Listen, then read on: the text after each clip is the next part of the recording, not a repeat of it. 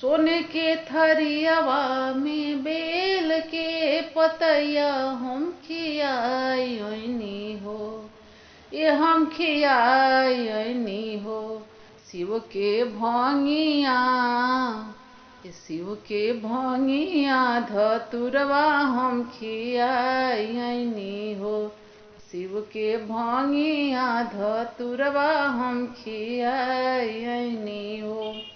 ये पियाई हो, ये पियाई हो, कुछ पियाई हो। शिव के मुखिया, ये शिव के मुखिया के रसवा हम पियाई हो। शिव के बेलवा के रसवा हम पियाई हो।